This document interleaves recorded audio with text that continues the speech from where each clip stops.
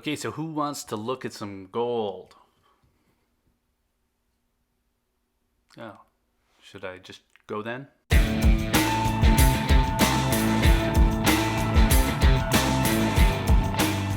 Alright, so today I thought we'd just look at some gold, and I'm going to keep this simple. I'm just going to cover some thoughts on the coins themselves, and maybe a few of the little things that make some of them harder or easier to stack. And I mean that at like the surface level, nothing deep going on here. I figured we'd start with the Canadian maple leaf. No real particular reason, but I would say this is arguably the best looking standard gold bullion coin available. Now, I'm not a fan of the cartoon queen sculpture on the reverse, but the rest of the coin is gorgeous. The Canadian maple leaf, by the way, was the first 1 ounce gold coin purchase I made, and it's a great coin, not just because it's hypnotizing, but also because it's just so well known just about anywhere in the world. This is the everywhere coin. It's also a weird size, unless you're from Canada, in which case everything else is weird.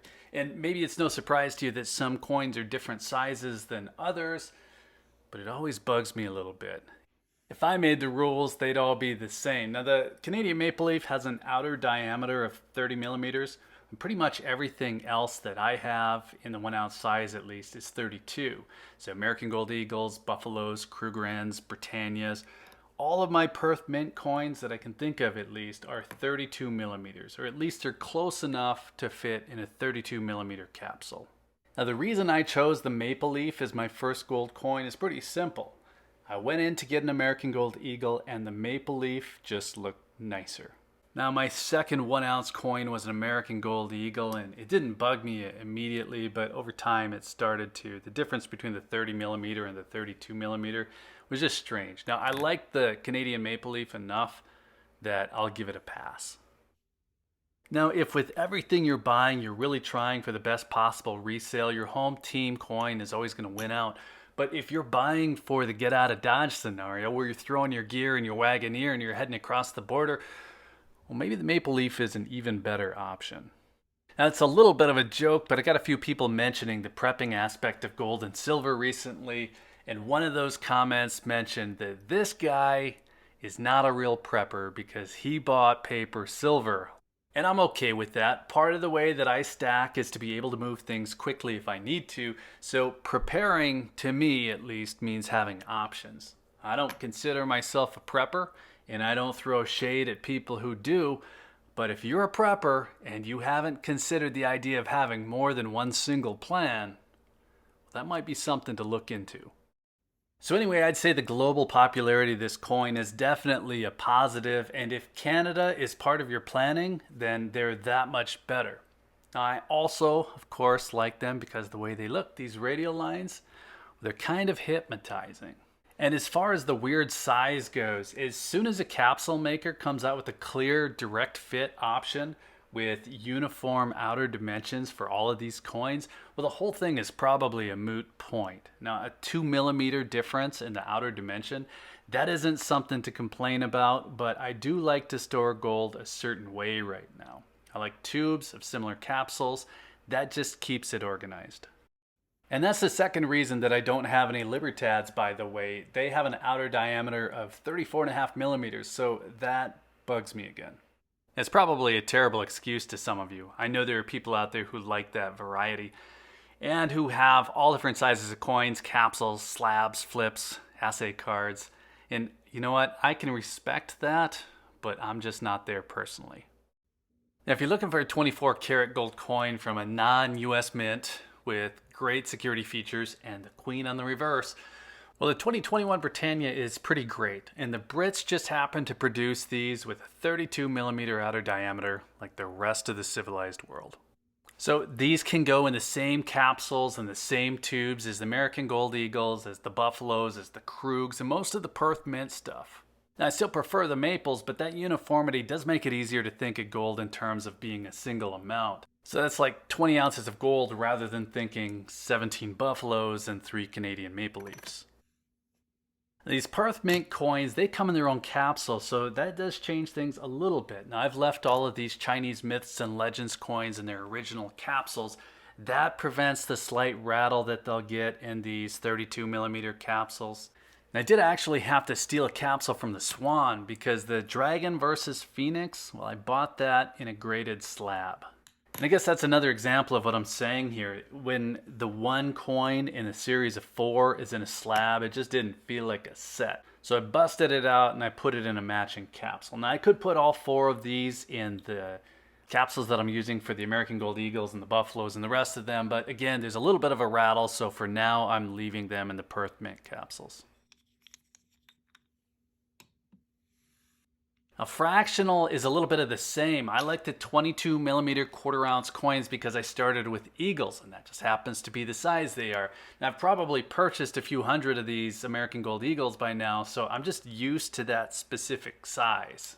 Krugerrands, Britannias, and even the Philharmonics are consistent with the Eagles at 22 millimeters outer diameter in the quarter ounce size. Now the Austrian Philharmonic, that's another oddball at the 1 ounce size, but again, it's 22 millimeters at the quarter ounce. But the Perth Mint, I don't really know what's up with the Perth Mint on Fractional because the quarter ounce Kangaroo is 20 millimeters. That's more like the Canadian Maple Leafs. But I've been buying the Lunars from the Perth Mint for a while, and I've got quarter ounce from series 1, 2, and 3, and they're different. So this Monkey is a series 2, and this Ox is a series 3. Now the Monkey coin is the size of a quarter ounce American Gold Eagle. It's 22 millimeters outer diameter. But the Ox is, again, it's more like the Maple Leaf. It's just over 20 millimeters. I think, I looked it up, it's 20.6. So very close to a Maple Leaf. Definitely a lot smaller in outer diameter than the Monkey, than any of the Series 2 coins. So again, it's a minor thing, but since I don't just toss them all in a treasure chest or just heap them in a pile, I guess it bugs me a little bit. I don't have any 10th ounce coins, so we can jump back up to the half ounce size. I started the year off buying half ounce American Gold Eagles, and I was thinking that they were a more reasonable price point at about $1,000, and the premium was pretty decent too. It was 9% or lower. Now, Fractional have been very expensive. These were the only Fractional coins I could find under 10%. I was getting them at about 7, 8, 9%. The size hasn't really clicked for me yet. I don't think it has anything to do with the size of the price point. The premium shot back up, so I got off my habit. But until these win me over, Airtight at least has a capsule available for them that lines up with the outer dimensions of the 1 ounce capsule. So they stack well, they can all go in the same tube. My baseline, of course, is the 1 ounce American Gold Eagle, but I do get bored with this coin. If the US Mint has done one thing right, though, I'd say that it's sticking to a consistent outer diameter for both the Eagle and the Buffalo. Last year I was trying to go back and forth with the Eagles and the Buffaloes, and if I was starting out today from scratch, that's what I would do again. I'd have to hunt a little bit harder to find the right premiums, but that's where I would start. I like that these coins are quite a bit different in both design and metal composition. The Eagles, of course, are 22 karat and the Buffaloes are 24 karat, but the outer diameter is still the same. They're 32 millimeters, both of them. I could keep these in the same tube. I can keep them in the same capsules. I like that. Since we're talking about the US Mint, though, I have to mention that even though the standard bullion coins from the US Mint are the same, the commemoratives, well, they're all over the place. A sane person would probably just keep these in their display boxes. I don't know that I can do that, though. The high relief American Liberty, these coins are 30 millimeter outer diameter. So you'd think that'd be about the same as a Canadian Maple Leaf, but the outer rim of these coins is too thick to fit into the same capsules that I have the Canadian Maple Leafs in. So I can't even keep them in that tube. And I bet by this point there are probably teams forming. I mean, most of you would say keep them in the damn display boxes, but for team, this is all very interesting information. The difference in sizes literally comes down to a few millimeters. So the takeaway is that you're going to need different capsules for some of these coins. And for the other team that's just looking at this, wondering what I'm talking about, a team, I'm a savage and I just keep everything in a pile. Well, I'm not fighting the fun of variety. I'm not trying to talk anyone out of it. I just say that there are two benefits to stacking consistently. Now, obviously, it's just easier to store them if they're all in one place in one tube, but secondarily, it's easier to sell 20 of one thing than it is to sell 20 random coins. So before I buy most things today, I usually consider whether I'd buy more than one. And that affects my buying rationale moving forward. So I'm a lot more likely to buy another 1 ounce maple leaf than I am to buy, say, a 1 ounce Philharmonic. It's just easier to move. And I mean that literally. If I have them in one tube, they're easier to transport, but also they're easier to liquidate because, again, it's just easier to liquidate two of one thing than it is to liquidate multiple options. Now, that becomes more of an issue at scale, of course. So what I wanted to do in this one is really just show some of the different sizes and form factors. And I think we covered that. So you can imagine the differences would get even more extreme if I got into bars or some of the old gold options. And that's at least part of why I don't buy those bars, why I don't buy those older coins right now. I'm trying to keep everything somewhat organized.